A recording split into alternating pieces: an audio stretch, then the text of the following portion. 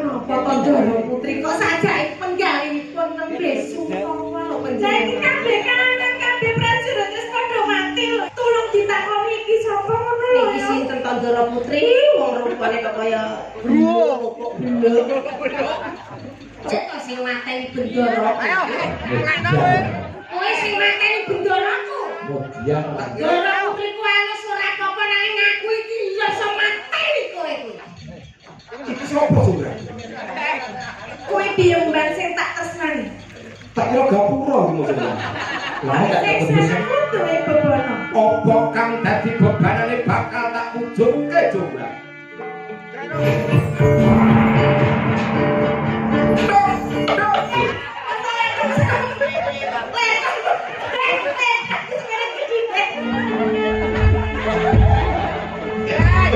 Oke nyanyi medus. Wong anak-anak Iki mau request saking sing Mbak Reksa bali cakruk ragi mriki lho. Oh, ngaten.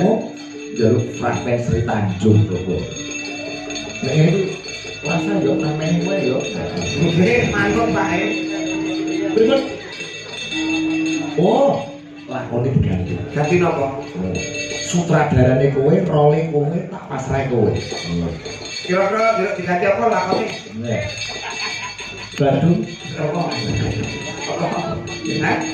manut iki Maria Ramyan. Bandung. Iya. Mbak tapi dadi apa Mbak mesti dadi apa? Nah, Bandung niku lak kalih anu Pak. Napa? Lara Jonggrang. Lara Jonggrang. Kowe lara Jonggrang ya? Lah Mbak Nusi. Lara kuning. Masuk orang Anu yo candi ngono maksudnya. Oh iya. Yo ngembani. Abdi. Oh. piye?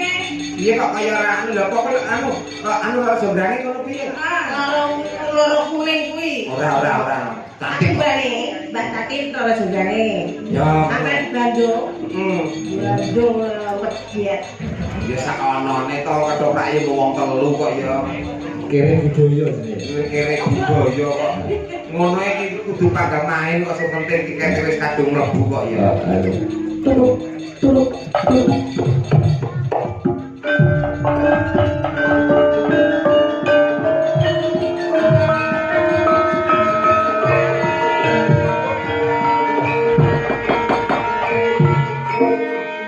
Nuwun para pamirsa. Wilujeng dalu, wilujeng pepanggihan. Kaliyan kulawarga ketoprak rindu order. Ingkang ngijil saking dalamipun piyambak-piyambak. Dalu punika parang gelar lampahan Bandung Bondo Woso. Wondene ingkang dados Bandung Bondowoso Bagus Dion. Bagus. Dion. Rara Jonggrang katindaken dening Mbak Tatin Tito. Ombang. Nyarke banyu kode arep iki. Nggih nggih kula. Ombang. Katindaken dening Mbak Lucy Brahma. Mangkat ora mangkat, budal ora budal, penonton telu tetep diangkatke. Wilujeng dalu para pamriksa kanthi lampahan Bandung Grondong Woso yen ora nembung ora krasa. Bandung Bondo Woso. Kados pundi? Monggo sampun pirsani sesarengan. Nuwun matur nuwun.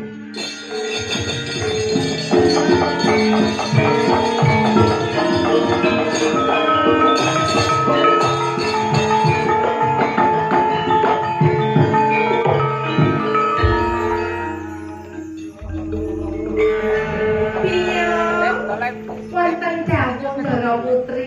Iki kahanane kok dadi kaya ngene iki to piye to? Wonten menapa Ndara Putri kok sajake penggalipun nembe sutawa lho penjara. Iki kabeh kahanan kabeh prajurit wis padha mati lho ya. Lho kados ngoten to. Lah yo iki awak dhewe mung urip wong loro iki yo kepiye menawa wonten piyai pengajar kaya ngono Ndara Putri nggih. Terus kaya rupane kaya apa? Jonggrang. Kula mboten trima Ndara Putri iki. Aja kaget aku sing teko Jonggrang.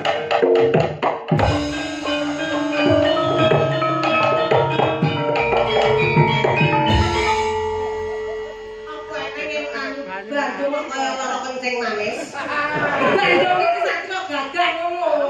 Kurang gagah. Melakumu sing gegek gagah. Gagah. Dekat. Ya, Pak, ya, Pak. Mantek sapa mbok juga? Apa? Kok ketemen buat dicukur? Dicukur sik. Astaga. Aku lender-lender kene terus iki mau anu katut ngono. Lah nek kaya ngene kan ya repot lho wong omah. Gagah laki satrio. Biyane Ya, Pak. rambute ning kono. Jadi sebenarnya ya. Masa bebiak sik.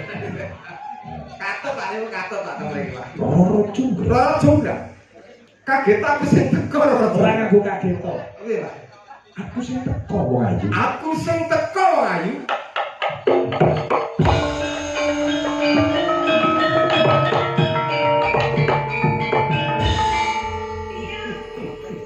Iki saja ana wong teko iki aku ora ngerti rumane kok tulung ditakoni iki sapa ngono lho. Iki sinten Tandara Putri wong rupane kok kaya kok Jonggrang. Mangertiya sapa sing praktawan iki ana ing Taman Kaputren. Bengi, Ceritane lak ketoprake aman to Pak Mayor. bengi naik. Karo meneh iki. Dadi data disetip iki. Lho. Ing bengi iki Jonggrang. Ya iki pun Kakang Bandung Bondowoso. ada sikile ada. Iki to sing jenenge Bandung Bondowoso. Yo, Cilikane kuwi. lho urung abot lho. Ana niki. Ana iki. Ya, iki lho ketok sing Bisa cilik lho. Kurang gede. Kurang. Terus-terusan. Kok kan? Terus rasane iso dadi gede semangate. Oh. Upamane ora doyan mangan, doyan mangan dadi seger awake gede lho iki. Iya. Gitu, Pak. Guyub. Urung. Jonggrang, Apa? aku sing teko Jonggrang. Wis ngerti. Iya. Iya. Ora ana liya teko kono kene mung sawiji kepengin nganti sliramu gelem dadi bojoku Jonggrang. Ora bisa. Piye? Aku ora tresno karo kowe lho.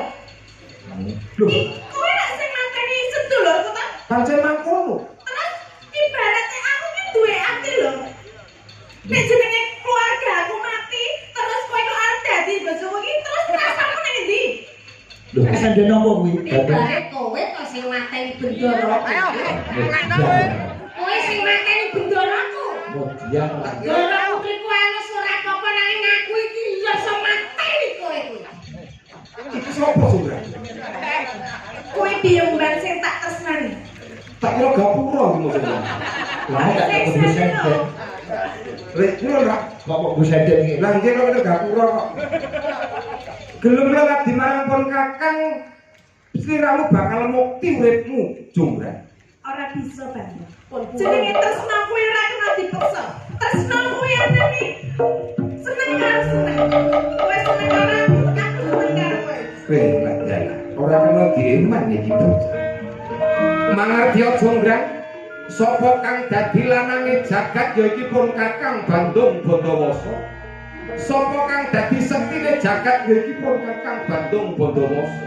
Sing dadi sugih jagat ora ana liya ya mung iki pun Kakang Bandung Bondowoso. Njaluk apa wae bakal ndak turuti waton gelem lagi marang pun Kakang Jonggrang. Nanging aku ora tresna karo kowe Bandung. Apa njaluk tak rodo paksa kowe Jonggrang? Mosek ta Bandung? Nggih. Mosek. Nggih. Piye? Aku andara iki ki aku disuwini.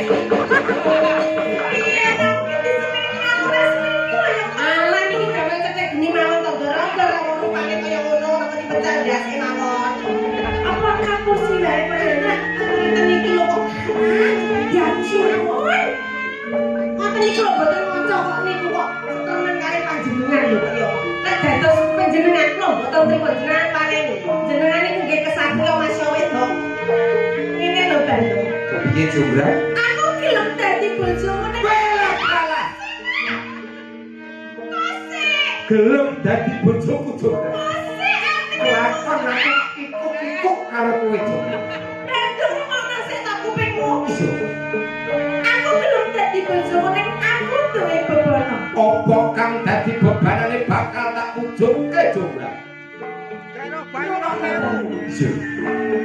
Aku kepengin duwe bayi cacahe 1000 sakjroning sewengi.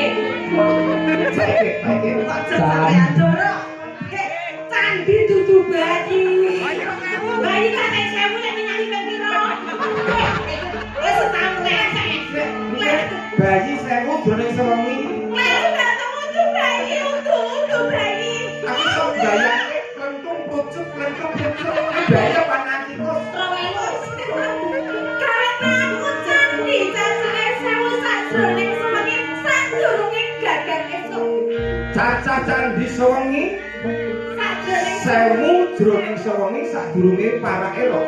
esuk. Para esuk wis kudu dadi, kudu dadi. Yen kowe bisa nglaksanani Aja maneh kok mung cacah candi 1000 jroning sewengi. Njaluk tak tanggapi dalan kondang ki Sigit Ariyanto 30 tahun 30 wengi kelakon kowe iki. yen mangkono mangkat tebok tekno karo aku. Ora mengko ora sesuk ora kapan wong iki cacah candi 1000 dadi jograk.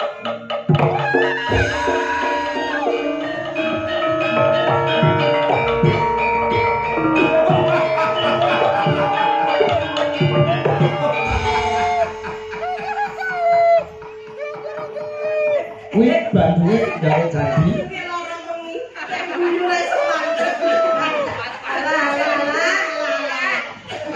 Aku abine sing lanang. Doro Putri enggak pergi dari Putri. Iki sapa tuh? Sapa? Waduh, aku lu ngeneki wis kena Pak Sigit sik. Bojone ketoprak kok. Piye? Kowe kan nyambut gawe candi. Jadi Menapa sampun dipun menggalih nggihipun paring bobono datang si Culut bantu wono Aku kamu. jane iki ora tresno lho ya. Sapa Kang? Sapa iya, nyeluk? Bantu. Iki lho, maksud karo iki nyeluke sapa? Alah, reng.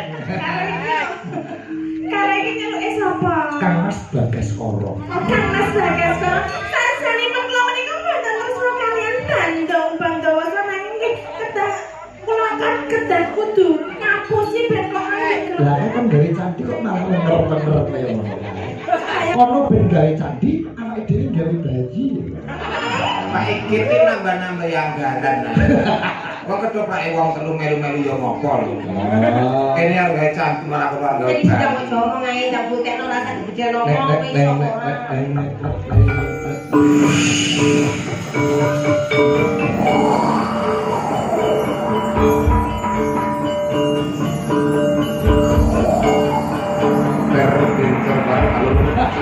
Satu merdeka halo.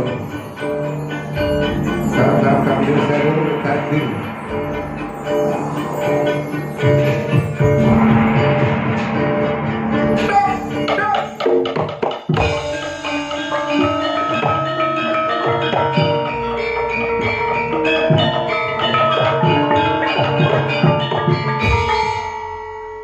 Bandeng, Jonggrang.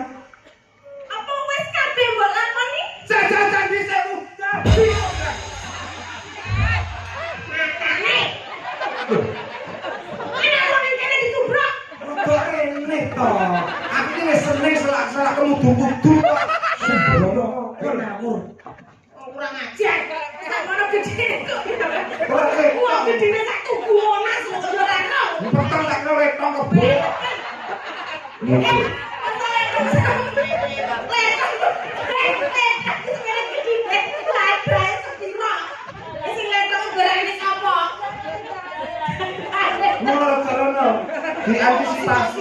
diantisipasi to. Jonggrang. Saka bungahing hatiku iso ngersanani apa kang dadi panyuwunmu Jonggrang. Ayo lelaki arang kota. Lho, kowe iso ora percaya karo pena. Cacah candi 1000 sing kaya mangkene akeh iki wis banggep kurang. Kurang. Aku nek urung tak etung urung percaya. Biar tolong etongke ya. Sini ku ngapusi. Biar tolong dietongke ya. Jenengan etung kudu etongne nggih, Ndara. Candi sisih kidul rika wonten siji loro terus wonten 300, Ndara. Heeh, terus 500 gunggungé. terus Candi wonten mriku nggih jiro lupa wonten 200. 400 dadi 900 gunggune. Candi sing wonten mriku Kendi kono? jiro lupa wonten 7 11 apa 99 ta Ndara? Pira? 99 boten genep 100 Tenane lho ya. Estu. Jajal Ini dibagi. ana anak sing turu. Candi kok turu. Anu Jiro bareng lupa ngono. 99 Ndara. Tenanan lho ya. Tenanan sangat Dadi niku 999 ngapusi niku kreseng siji. Piye? Kudu sewu. kowe tegas ora iso. Minangkane apa sing dadi jalukmu? Nyatane candi anane gur 999 kurang siji Bandung. Tegese. Tegese kowe ora iso dadi bojoku senajan to kurang siji ning kowe ora genep 1000. Cacah candi 1000 kurang siji kowe tega sampe katesane pun Kakang Bandung Bondowoso. Iya. Ora nonton kaya ngopo perjuangane pun Kakang Bandung Bondowoso. Ente ya, bisa toprak perjuangan. Ya ketoprak rindu order Ini ini. juga ada masalah ya? Nggak masalah. Nggak masalah. Ini nyatane cacah candi 1000 mung kurang siji wae sliramu tega sampe katesane pun Kakang Bandung Bondowoso. Mbak. Nggih. Pak. Enak mesti ra enak. Cacah candi 1000 sing kurang siji, kowe sing jakepi jo ya.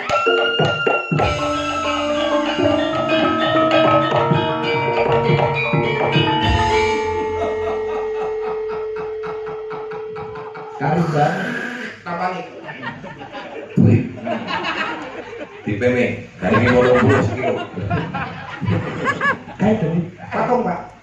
Jadi patung. Jadi wis ra iso obah, Pak. Wih. Patung lah atas Pak. Apa? Buat di kapak-kapak meneng Pak. Meneng. Patung dadi watu lho, Pak. Iya, iya. Iya.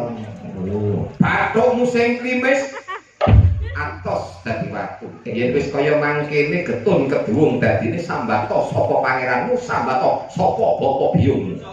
Mripatmu sing blalak-blalak atos Atas. irungmu sing bamir nganti kaya pelorotan TK. Atos dadi watu. Sing atas apa meneh?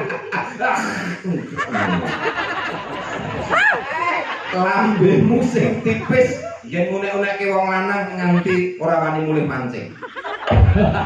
Atos dadi watu. Janggutmu sing nyatis nganti kaya cantolan anduk.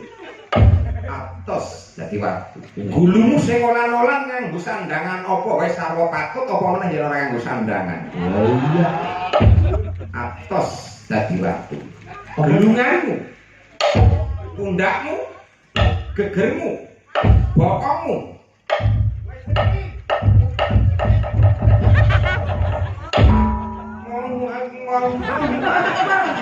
Ada yang duduk. Saiki Ana gelungan mudhun dugi bokong atos. Bathuk mudhun dugi nggen gulu atos. Coba liyane duduk. Payu doro. Jenenge kok biasa. Bener.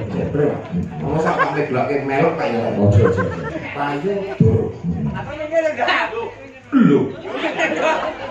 Siramu kepuntir juga. Keteran angin lho. Puntir. Iki kei kacang wis padha ngarep juga.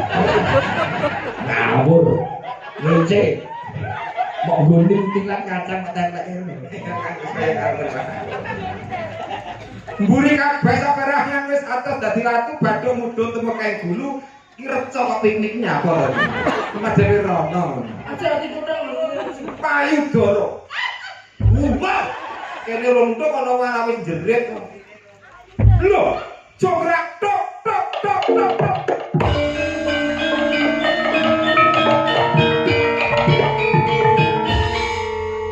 Jograk. Mburi kabeh atos dadi watu kok nggon payu doro urung atos. Lire Pak Sigit. Piye? Cocoran iki urung garing. Amrih garinge mapane ana ing tengahing alun-alun. Burung patut mapan ana ing taman Kaputren. Iya. Durung ana tengahing alun-alun, Jograk. Tok tok tok.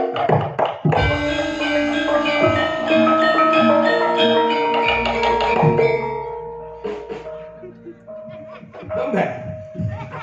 Wah, Help me.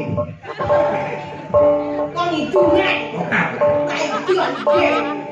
Apa? Ewang ono. Malah Doro Putri. Jenengan dados sedaya napa Doro Putri. Papan nonton alun-alun sang sore kringin.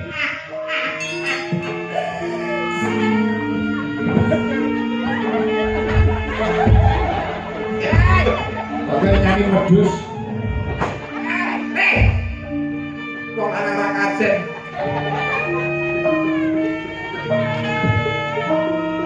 Pak, mboten kuat ya, Pak. Yo wis ben. Kok tak jujur dia. Ini apa?